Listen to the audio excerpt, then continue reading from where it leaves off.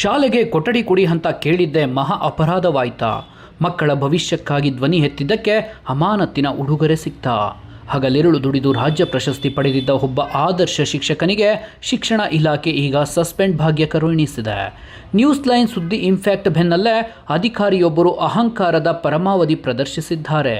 ಈ ಕುರಿತು ಒಂದು ಕಂಪ್ಲೀಟ್ ರಿಪೋರ್ಟ್ ಇಲ್ಲಿದೆ ನೋಡಿ.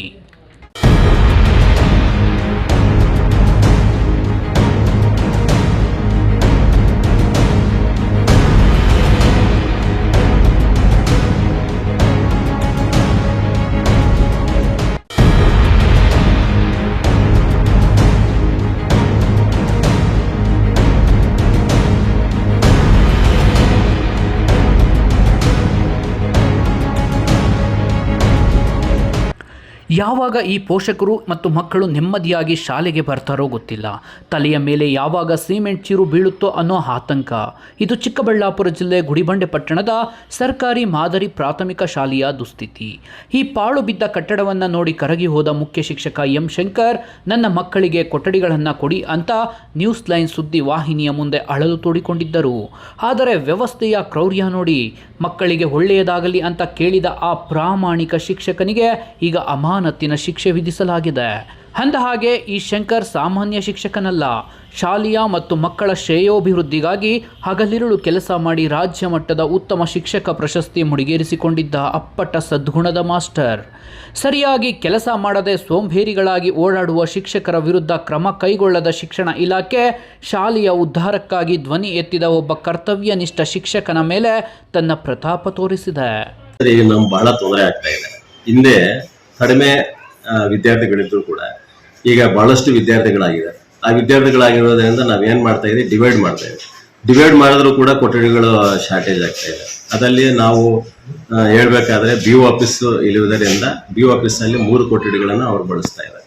ಹಾಗಾಗಿ ಆ BO ಆಫೀಸ್ ಅನ್ನ ಬೇರೆ ಕಡೆ ಸ್ಥಳಾಂತರ ಮಾಡಿ ಅದಕ್ಕೆ ಒಂದು ವ್ಯವಸ್ಥಿತವಾಗಿ ಅಧಿಕಾರಿಗಳಿಗೆ ಸಂಬಂಧಪಟ್ಟ ಅಧಿಕಾರಿಗಳು BO ಕಚೇರಿಗೂ ಕೂಡ ಒಂದು ವ್ಯವಸ್ಥಿತವಾಗಿ ಒಂದು ಅವಕಾಶ ಕೊಡಬೇಕಂತ ಅವರು ನನ್ನ ಮನವಿ ಮಾಡ್ಕೊತಾ ಇದ್ದೀವಿ. ಇನ್ನು ಗುಡಿಬಂಡೆ ಪಟ್ಟಣದ BEO ಕೃಷ್ಣಕುಮಾರಿ ನೀಡಿರುವ ದೂರಿನ ಬೆನ್ನಲ್ಲೇ ಚಿಕ್ಕಬಳ್ಳಾಪುರ DDPI ರಮೇಶ್ ಅವರು ಸಣ್ಣದೊಂದು ಕುಂಟು ನೆಪವೊಡ್ಡಿ ಶಂಕರ್ ಅವರನ್ನು ಸಸ್ಪೆಂಡ್ ಮಾಡಿ ಆದೇಶ ಹೊರಡಿಸಿ ಎಲ್ಲರ ಆಕ್ರೋಶಕ್ಕೆ ಕಾರಣಕರ್ತರಾಗಿದ್ದಾರೆ. ಅಮಾನತು ಆದೇಶ ಬೆನ್ನಲ್ಲೇ ಮಕ್ಕಳು, ಪೋಷಕರು, ಸಂಘ ಸಂಸ್ಥೆಗಳು ಪ್ರತಿಭಟನೆಗೆ ಇಳಿದಿದ್ದು ಅಮಾನತು ಆದೇಶ ರದ್ದುಗೊಳಿಸುವಂತೆ ಪಟ್ಟು ಹಿಡಿದಿದ್ದಾರೆ.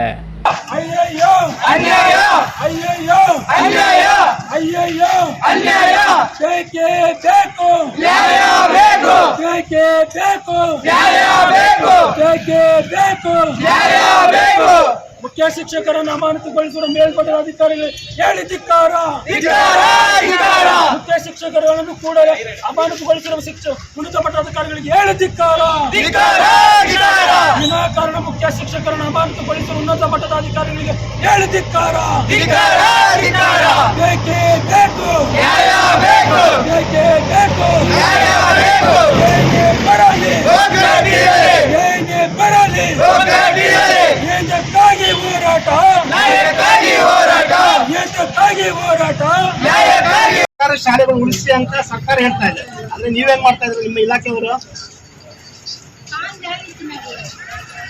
ಮೊನ್ನೆ EO ಮೇಡಮ್ ಇದು ಪರ್ಯಾಯ ವ್ಯವಸ್ಥೆ ಮಾಡ್ಕೊಡಿ ಅಂತ ಹೇಳಿದ್ವಿ. ಇಲ್ಲಿ ಕ್ಷೇತ್ರ ಶಿಕ್ಷಣ ಕಚೇರಿ ಬದಲಾವಣೆ ಮಾಡಿ ಅಂತ ನಾವು ಎಷ್ಟೋ ಮಾಧ್ಯಮ ಮುಖಾಂತರ ನಾವು ಇದು ಮಾಡಿದ್ದೀವಿ. ಯಾಕೆ ಮಾಡ್ತಾ ಇಲ್ಲ? 2 ವರ್ಷದಿಂದ ಬೇಕು ಇಲ್ಲಿ ಕೊಠಡಿಗಳ ವ್ಯವಸ್ಥೆ ಮಾಡಕ್ಕೆ. ನಿಮ್ ಮಕ್ಕಳೇನೋ ಓದ್ತಾ ಇದಾರೆ ಇಲ್ಲಿ? DDPI ಮಕ್ಕಳೇನು ಓದ್ತಾ ಇದಾರೆ? ನಿಮ್ಮ ಮಕ್ಕಳೇನು ಓದ್ತಾ ಇದಾರೆ ಮೇಡಮ್? ಇಲ್ಲಿ ನಮ್ಮ ಕೂಲಿ ಮಾಡಿಕೊಂಡು ಜೀವನ ಸಾಗಿಸಲು ಅತ್ಯಂತ ಹಿಂದುಳಿದ ಒಂದು ತಾಲೂಕಿದೆ. ಬಡ ಮಕ್ಕಳಿಗೆ ಓದ್ತಾ ಇರೋದು ಬರೀ ಇಲ್ಲ ಅಂದ್ರೆ 55,000 ನಾವು ಪಡಿತೀವಿ. ಖಾಸಗಿ ಶಾಲೆಗೆ ಹೋಗ್ತೀವಿ. ಮುಚ್ಚಾಗಿ ಸುಮ್ಮನೆ ಯಾಕೆ? ಪಟ್ಟಣದಲ್ಲಿ ಇರೋದು ಏಕೈಕ ಒಂದು PMC ಎಷ್ಟೋ ಹೆಸರು ಮಾಡಿರುವಂತ ಒಂದು ಶಾಲೆಗೆ ನೀವು ಕೆಟ್ಟ ಹೆಸರು ತರ್ತಾ ಇದ್ರೆ ಅಂದ್ರೆ ನಿಮ್ಗೆ ಯೋಗ್ಯತೆ ಇಲ್ಲ. ನಿಮ್ಮ ಸರ್ಕಾರಕ್ಕೆ, ನಿಮ್ಮ ಅಧಿಕಾರಿಗಳಿಗೆ ಯೋಗ್ಯತೆ ಇಲ್ಲ ಅಂತ ನಾವು ಒಂದು ಪೋಷಕರಾಗಿ ವಿನಂತಿ ಮಾಡ್ತಾ ಇದ್ದೀವಿ. ಮೇಡಮ್ ಸೋಮವಾರ ಈ DDPI ಅವರು ಬರಬೇಕು.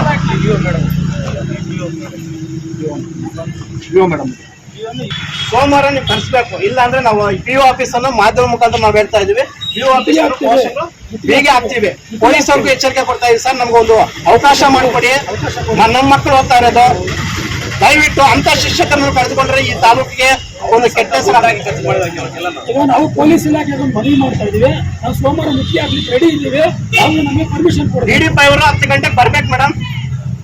ಇವತ್ತೇ ಕಮ್ಯುನಿಕೇಶನ್ ಮಾಡ್ತೀರಾ ಏನೋ ಗೊತ್ತಿಲ್ಲ ನಮ್ಗಂತೂ. ನೀವು DDP ಅವ್ರನ್ನ ಕರೆಸ್ಬೇಕು. ಯಾವ ಬೇಸ್ ಮೇಲೆ ನೀವು ಅಮಾನತು ಮಾಡಿದ್ದೀರಾ? PMC ಸರ್ಕಾರಿ ಹಿರಿಯ ಪ್ರಾಥಮಿಕ ಶಾಲೆ ಅಂತ ಏನು ಗುಡಿಬಂಡೆ ಪಟ್ಟಣದಲ್ಲಿ ಏಕೈಕ ಒಂದು ಶಾಲೆ, ಖಾಸಗಿ ಶಾಲೆಗಳಿಗೆ ಮಿಂಚುವಂತ ಒಂದು ಸರ್ಕಾರಿ ಶಾಲೆ ಆಗಿದೆ. ಕಾರಣ ಏನಂದ್ರೆ ಇಂದಿನ ಒಂದು 2-3 ವರ್ಷಗಳಿಂದ ನೋಡಿದ್ರೆ ಇಲ್ಲಿ ಕೇವಲ 100 ಜನ ಮಕ್ಕಳು ಮಾತ್ರ ದಾಖಲಾತಿ ಆಗ್ತಾ ಇತ್ತು.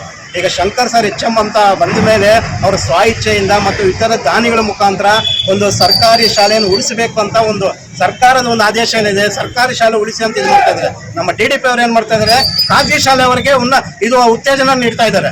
ಇಲ್ಲ ಅಂದ್ರೆ ನಮ್ಮ ಮಕ್ಕಳಿಗೆ ಫೀಸ್ ಆದ್ರೂ ಕಟ್ಲಿ, ಖಾಸಗಿ ಶಾಲೆಗೆ ಸೇರಿಸುವೆ, ಇಲ್ಲ ಅಂದ್ರೆ ಸರ್ಕಾರಿ ಶಾಲೆ ಆದ್ರೂ ಉಳಿಸಿ. ಅವ್ರು ಏನ್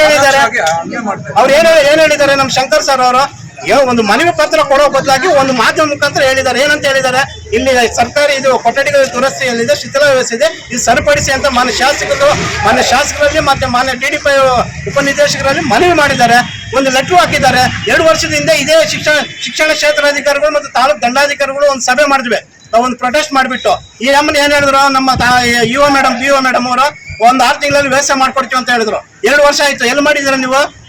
ಆದ್ರೆ ಯಾರನ್ನೋ ಒಬ್ರು ಏನೋ ಒಂದು, ಈಗ ಶಂಕರ್ ಸರ್ ಅವ್ರದ್ದು ಒಂದು ಸರ್ಕಾರಿ 1-2 ಶಾಲೆ ಅಭಿವೃದ್ಧಿ ಪಡಿಸ್ಕೊಂಡು ಬಂದಿದ್ದಾರೆ. ಇಲ್ಲಿ ಪಟ್ಟಣದಲ್ಲಿ ಕೆಲಸ ಮಾಡ್ತಾ ಇದ್ದಾರೆ.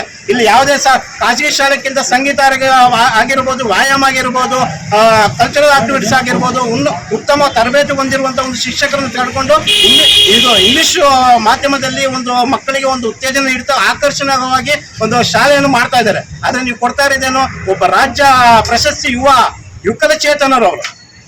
ಇದೇನೋ ನೀವು ಮರ್ಯಾದೆ ಕೊಡ್ತಾ ಇದ್ದಾರೆ DDP ಅವರೇ? ಇಲ್ಲಿ ಬನ್ನಿ, ನೀವು ನೋಡಿ, ನಿಮ್ಮ ಮಕ್ಕಳೇನು ಇಲ್ಲಿ ಓದ್ತಾ ಇದ್ದಾರಾ? ಕ್ಷೇತ್ರ ಶಿಕ್ಷಣಾಧಿಕಾರಿ ನಿಮ್ಗೂ ಗಮನಕ್ಕೆ ತೋರ್ತಾ ಇದೀವಿ. ಮಾನ್ಯ ನಾಯಕರೇ, ಅದೇ ರೀತಿಯಾಗಿ ಶಿಕ್ಷಣ ಇಲಾಖೆಯ ಸಚಿವರಿಗೂ ನಾವು ಈ ಮುಖಾಂತರ ಹೋಗ್ಬೇಕಂತ ನಾವು ಮನವಿ ಮಾಡ್ತಾ ಇದ್ದೇವೆ. ಒಂದು ವೇಳೆ ನೀವು ಶಂಕರ್ ಸರ್ ಅನ್ನು ಕೂಡಲೇ ಇಲ್ಲಿ ಅಮಾನತನ್ನು ರದ್ದು ಮಾಡಬೇಕು. ಇಲ್ಲವಾದ ಮುಂದಿನ ದಿನ ನಾವು ಪೋಷಕರು ಮತ್ತು ಇತರ ಸಂಘ ಸಮಸ್ಯೆಗಳು ಸಮಾನ ವಯಸ್ಕರ ಒಂದು ಸಂಘ ಸಂಸ್ಥೆಗಳ ಮುಖಾಂತರ ನಾವು ಪ್ರತಿಭಟನೆ ಮಾಡಕ್ಕೆ ನಾವು ರೆಡಿ ಆಗಿರ್ತೀವಿ ಅಂತ ಒಂದು ಎಚ್ಚರಿಕೆಯನ್ನು ಮಾಧ್ಯಮ ಮುಖಾಂತರ ನಾವು ಇದು ಮಾಡ್ತೇವೆ. ಒಟ್ಟಾರೆ DDPI ಹಾಗೂ BEO ಸರ್ವಾಧಿಕಾರಿ ಧೋರಣೆಗೆ ಇಡೀ ಜಿಲ್ಲೆಯಾದ್ಯಂತ ಸಾರ್ವಜನಿಕ ವಲಯದಲ್ಲಿ ತೀವ್ರ ಆಕ್ರೋಶ ವ್ಯಕ್ತವಾಗುತ್ತಿದೆ. ತಪ್ಪೇ ಮಾಡದ ಶಿಕ್ಷಕನಿಗೆ ಶಿಕ್ಷೆ ಕೊಟ್ಟರೆ ಮುಂದೆ ಯಾವ ಶಿಕ್ಷಕ ತಾನೇ ಸರ್ಕಾರಿ ಶಾಲೆಗಳ ಉದ್ಧಾರಕ್ಕೆ ಮುಂದೆ ಬರುತ್ತಾರೆ?